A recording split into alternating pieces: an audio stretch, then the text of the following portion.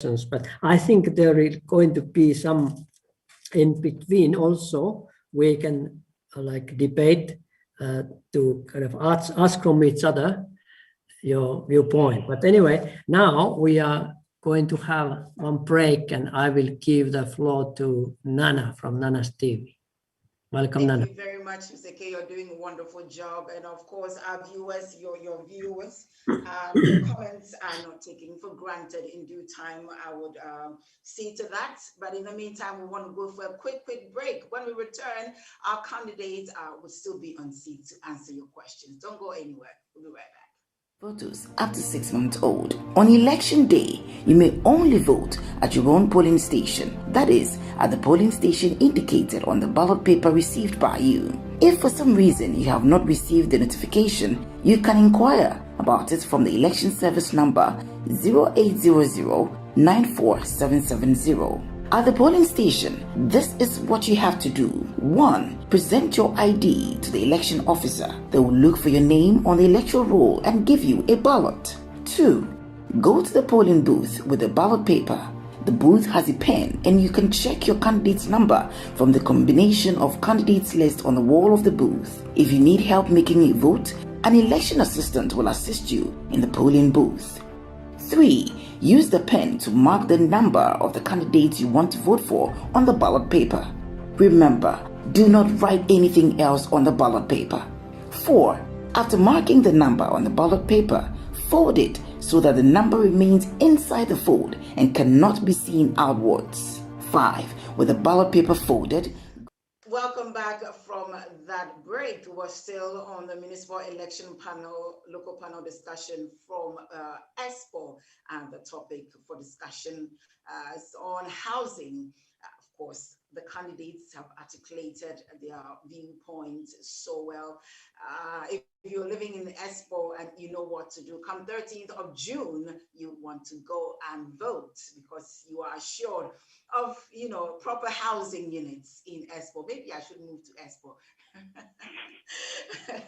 Maybe I should move to ESPO, right? So yes, our viewers, all our viewers, thank you so much for your time. I will take your views, your comments later on.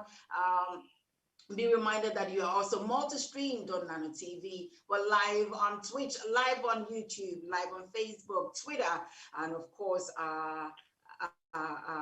Instagram, I'm sure of that. And of course, we are affiliated to 6 different countries right about now. So thank you so much, everyone. Keep the viewership going. Why don't you share with your friends and be part of this panel discussion? We're moving on. In no time, we'll come to the end of it.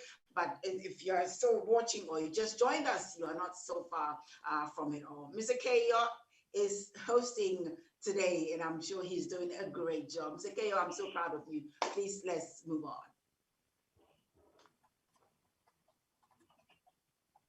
Unmute, Mr. Kayo.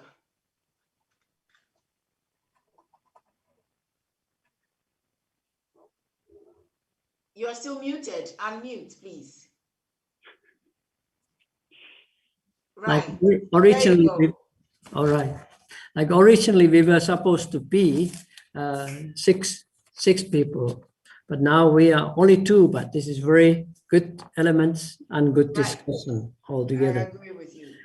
Yes, and now we are going to the question number 5. We dealt with our gentlemen candidates, already 4 of them. And now we are going to question and concern number 5. And how this problem could be solved now, since living in small apartments has a lot of negative effects in children's lives, especially in the COVID-19 pandemic. So this is what we hear every day, but we have to bring even this discussion, this one. So, Patrick, could you first tackle this challenge? How would you bring the solution or suggestion for that? Gladly. Well, as you you've already heard many of my solutions include increasing housing supply. But of course, in the current situation we're in, that's not a viable quick fix, because you don't just build a house like that. As I see it, we also have a problem of allocation, and within public housing, it might be possible to alleviate overcrowding problems by investigating the possibility of redistributing units according to household size and apartment size, so that we would incentivize larger households living in, or we would incentivize small households living in large apartments to switch or exchange apartments within the public housing system, so that each household would have an apartment that is suitable for their size and their uses. But of course, I'm a bit skeptical on how quickly this kind of solution can be implemented. So in the meantime, we need to do our best to support the efforts to squash the pandemic, so that we can get back to normal life as soon as possible. Thank you very much. I was writing, that's why I was in a way off, so sorry about that. Thank you very much, Patrick. And for the same issue, I would like to ask also, Jay, your recipe, your comment, and like solution, how to cope with that one. Sure. Yeah, I'd say that. No quick fixes here, as Patrick mentioned. I mean, aside from, if, for example, the demand is lower for smaller units, and there could be the possibility of actually adjoining units through some, structural changes with two apartments that are next to each other, knocking on a wall, etc. But aside from that, we're talking about something that's going to take some time to fix. And I guess for me, my perspective on this more is towards the care of the children who are dealing with these problems. And as the guidance counselor in a middle school, I'm absolutely seeing the challenges that the pandemic is bringing to and really increasing the need of social and emotional counseling for the students, interventions, because of either unstable situations at home, in some cases abusive situations at home that have been made worse by remote learning, and or simply overcrowding. Making a crowded home feel that much more crowded when no one's leaving for work or school. And so even before the pandemic, there was a bottleneck in the demands for the school welfare officers, school psychologists, the nurse. Myself as a guidance counselor had seen these issues as well, and it's definitely increased. I'd say you see it on a daily basis, something in the headlines about this problem. So I think that there has to be allocation of more resources to these issues, because even with the pandemic moving on, which thank goodness things are improving, we don't know when the next one's coming once this is passed, and we have to be ready for this to lay the foundation. One is to deal with the problems that have come up with the children who are already suffering because of this pandemic, but then how can we strengthen the resources for children before the next one comes? And so I think these things have to go hand in hand with the actual structural changes with housing that's available, and larger apartments being available with Espoo and Asunnot. All right. And of course, thank you very much for that. And as we all know, for them, for this last one also, there is not an easy question, because the situation is all the time moving and changing, and nobody knows what is going to happen next for sure. It looks like now situation is getting easier, and most probably it's going to be during that summertime, which is warm time. But then what is going to happen in the autumn, we don't know for sure. We can estimate, we can hope for the best, but unfortunately, we cannot be certain what is going to happen and how. So in a way, not only Espoo, not only Finland, not only Europe, and whole world is in that kind of stage right now. So we are really in such a kind of unsure situation where we really need to see what are the important things, what are the priorities, and that's why we need to kind of make priorities in our life. Sometimes we need to even change them. But now when we talk about housing, maybe now I would like to do so, which is not planned, but I would like to ask you to give one question to each other, just short question and short answer.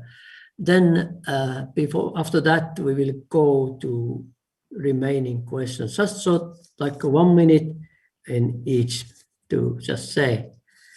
Jay, could you ask first from Patrick, and then Patrick ask to Jay? Sure. I do. Do you have any? Do you want to stay on the same topic here?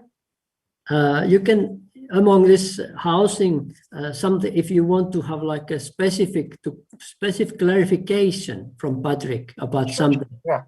Yeah. Other way around as well. Yes. Sure. Yeah. I guess I would ask Patrick, what do you see? I mean, when we talk about the political parties, what do you see as the Greens? What do you think is the Vihreat solution on these issues? I mean, you've probably been representing those, but I ask you in all honesty, not knowing what the specific plans are for the Greens or suggestions from Greens. Well, that was quite a broad question, but yeah, I'll try my best to interpret the question and answer it as best as I can. As I see it, the 2 minutes to answer, just all right. Yeah, the key to lessening segregation is and improving living conditions across all walks of life here in Espoo is the sustainable provision of housing, transport, education, and services. And that means, in the context of housing, that we need more housing units, and they need to be well located in areas that have a good provision of public transport. That's the I would see that's the key element that or the sort of, that's how I interpret your question and how I would answer it. Yeah, hard to argue with that. All right, Patrick, you can go ahead and bring more heat to Jay to answer for you. Same way. Yeah, this is it's difficult to ask a question on the fly, but I'm interested in hearing your perspective as a school guidance counselor. How what is your experience in how does the housing conditions of children from different backgrounds manifest currently in their educational attainment and well-being? and what are the key challenges? Yeah, great question. I'd say that unfortunately, it does begin to expose some of the economic fault lines.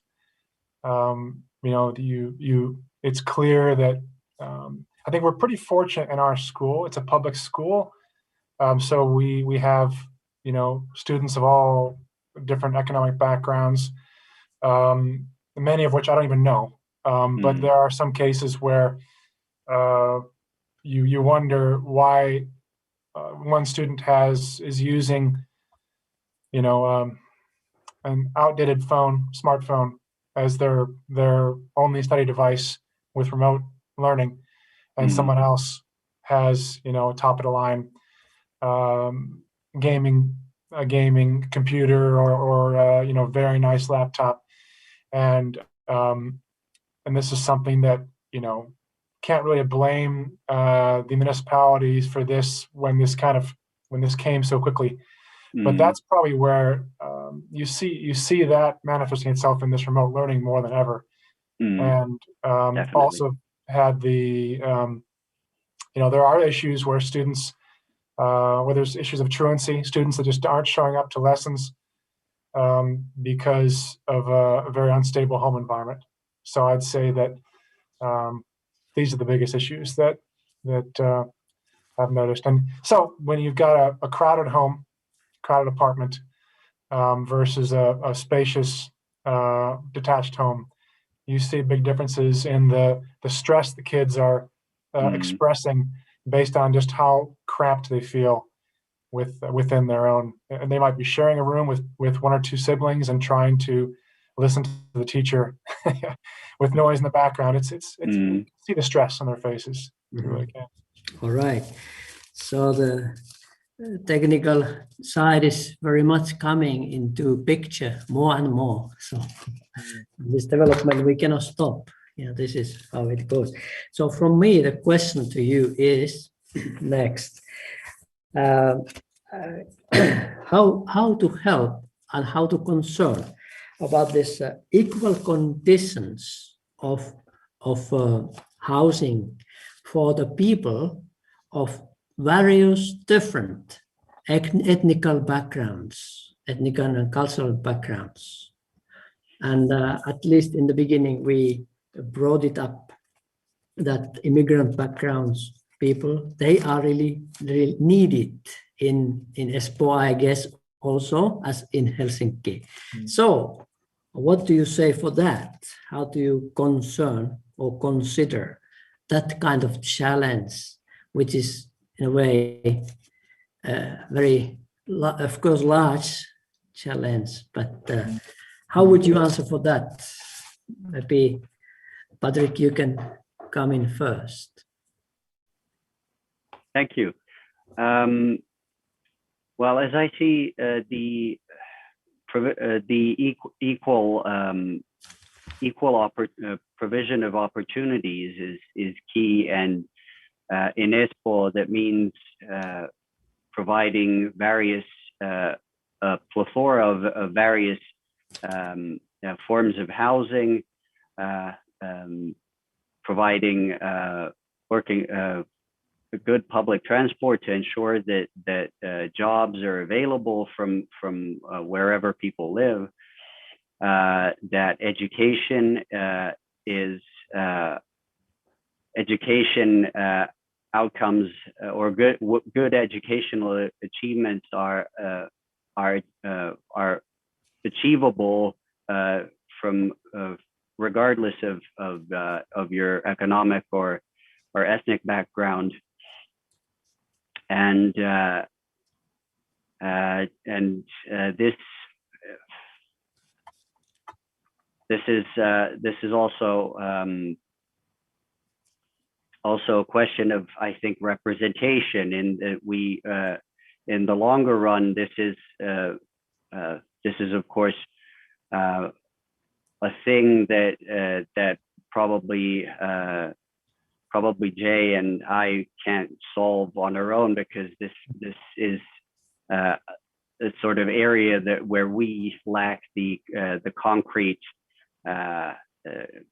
concrete everyday experience of people, and there's only so far that when empathy or empathy can only and putting yourself in someone else's shoes can only take you so far. So we also need to diversify the makeup of the city's public servant corps. All right. Thank you for your honest answer. This is good to hear. All right, Jay. Same challenges for you now. Yeah. Thank you. Yeah, and I'd say, I mean, first of all, I absolutely agree that living conditions should be equal. You know, this is something, again, an issue of justice and equality, and I think these are fundamentals that Finland is built on. And I'd say that well, you know, as Patrick mentioned, you know, at least I'm unable to relate to the kind of racial segregation that many people have. I've heard, for example, children in our school that have mentioned issues in public. We're fortunate to have a very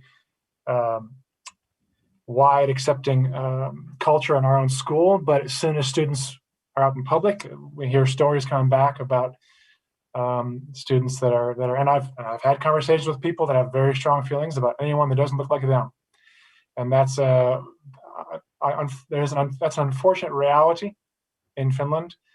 I do, however, I strongly believe that the vast majority of native Finns do want an egalitarian society. They do want equality.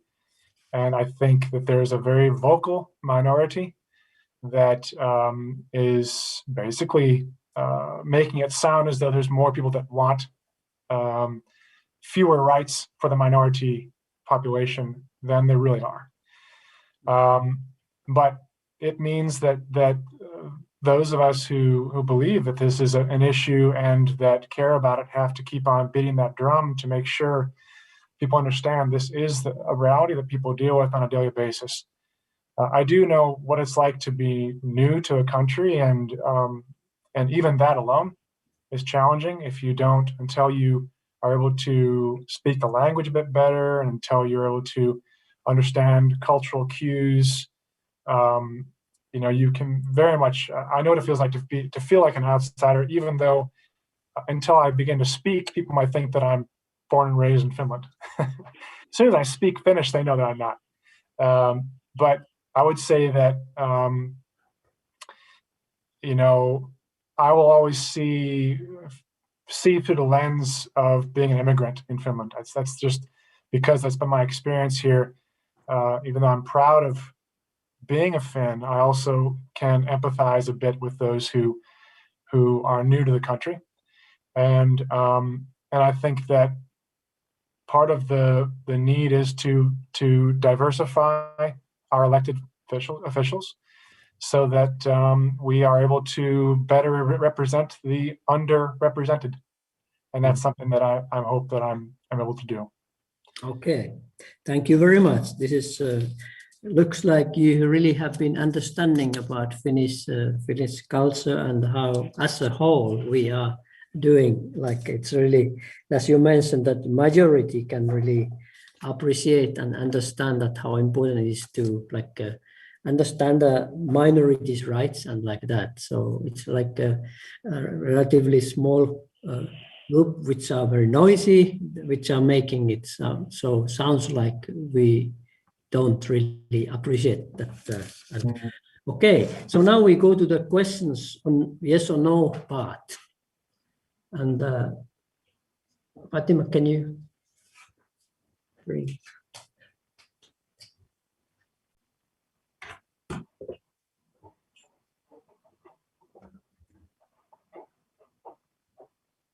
This is the surprise round. Surprise one, yes, Exactly, this right. is a surprise one. And it will But take they us are to very the short. They are very short. So, and so this is just to yes or no basis. Of course, whenever asking in the political arena, yes or no, it's sometimes very difficult to say yes or no. But anyway, I challenge you to do so.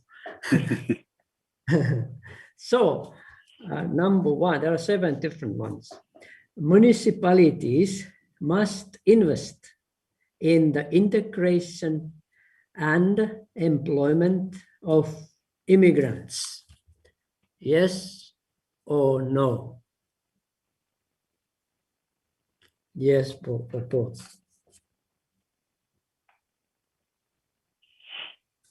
And then number 2, in the future, municipal services should be increasingly outsourced to private companies. You just mean broad municipal services. Yeah, it's saying that, yeah, what increasingly outsourced to private companies. So, yeah, it means just comparing in the future municipal services. It means what municipality is providing. Those services should be increasingly outsourced to private. It means more than private companies are bringing. Okay. I'm gonna give it down. Right. Yeah. You're very much like cooperative each other. And Very unanimous. Yeah. Yes. And number 3, it is better to increase taxes than cut municipal services.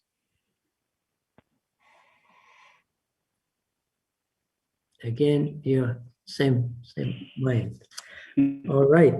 And number 4, schools should include more municipal education. Oh, no, sorry. Multicultural education. Schools should include more multicultural education. All right. And then number 5, immigrants have more benefits than disadvantages in Finland. Oh, can you repeat that one? Immigrants have more benefits than disadvantages in Finland. Oh. Can I ask a clarifying question? Was the question that immigrants have more benefits or bring more benefits? Have more benefits. So you mean that they enjoy more benefits than disadvantages? Yes. I would say definitely no. No. Okay. Yeah, right. Okay. All right, yes. All right, so and then municipalities should guarantee health care for paperless people.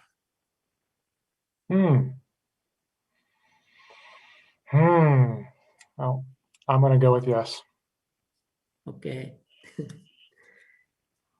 And the Finnish is a necessary prerequisite for employment in Finland.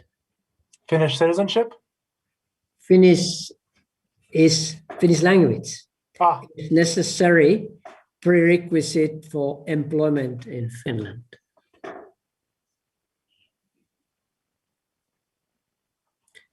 You did 100% cooperative each other, so. Oh, you didn't let us explain anything. That was yeah.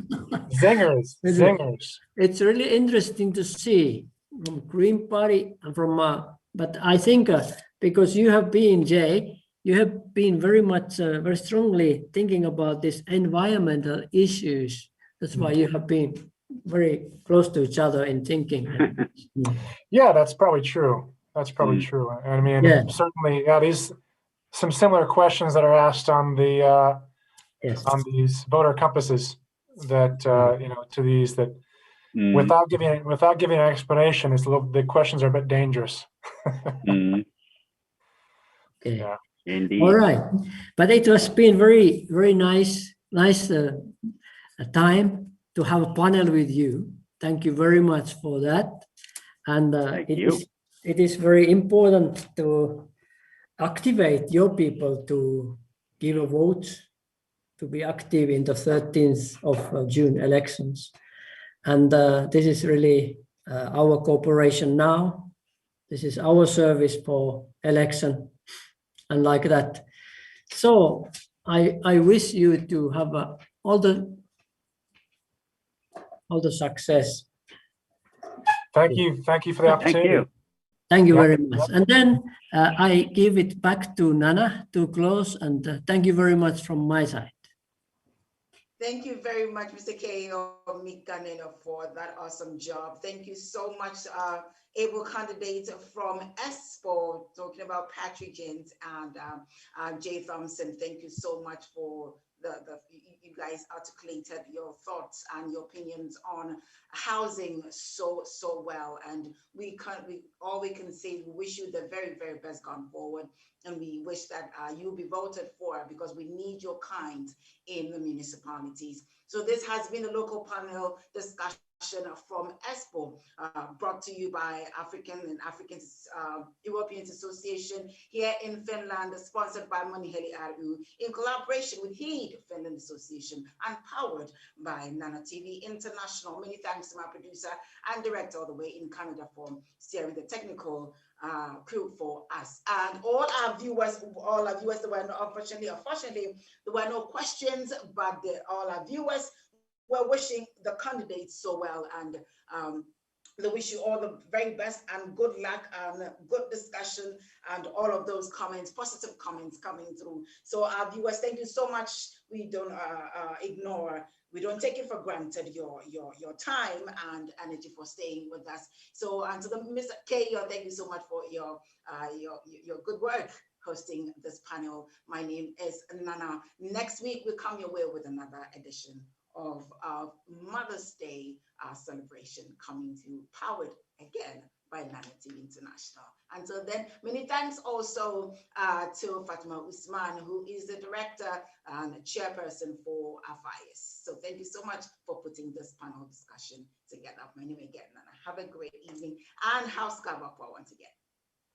Go to the election officer in charge of the ballot box. They will stamp your ballot. 6. You will then drop the stamped ballot paper into the ballot box. You can then leave the polling station. Pretty simple. Remember, on the election day, the polling